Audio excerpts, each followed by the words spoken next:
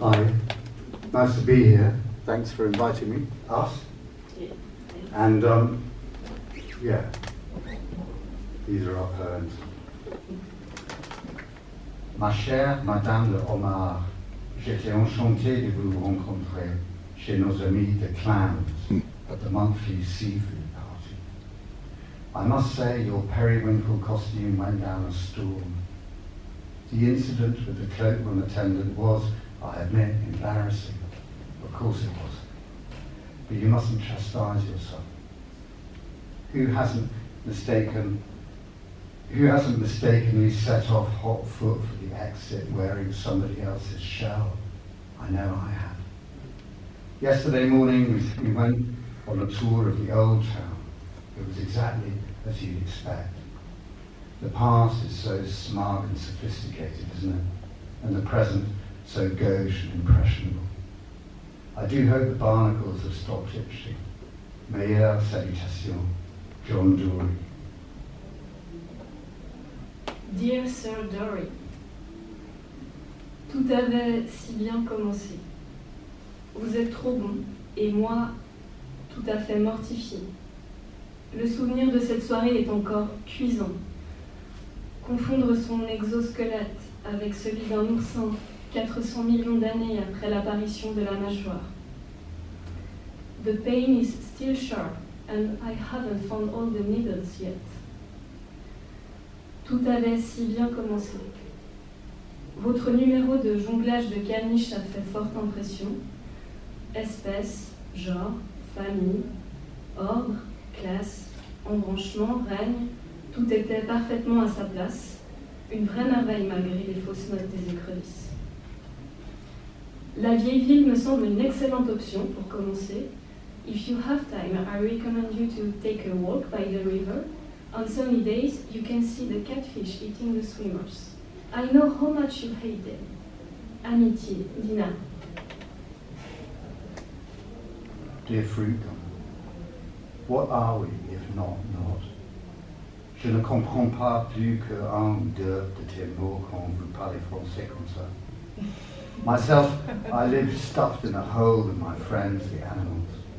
They're of various colours and sizes and shapes, and they make an assortment of ridiculous noises, and have different numbers of legs and sometimes none at all. Are the fishes silent beneath the waves? I don't know. Are they like those people who make no noise, les artistes de mime? Do they describe the wateriness of their home by swimming in it?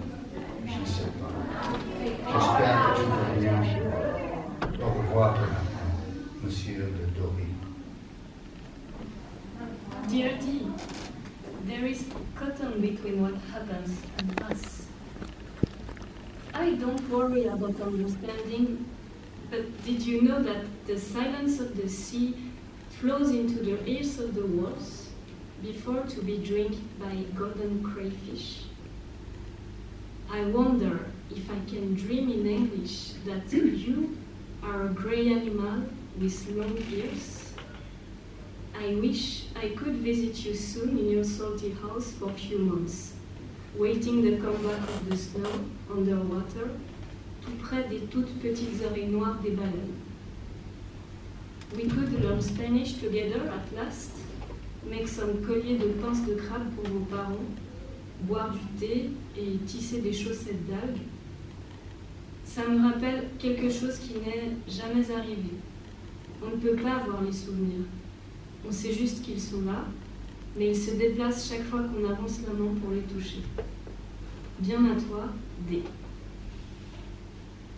Good heavens, dear ABCD. Understanding gets in the way of understanding, does it not? I've been meaning to ask you, do you like smooth or crunchy? I imagine you as the smooth type. Myself, I prefer crunchy because with crunchy you know where you are. I find I can navigate by the bitey bits.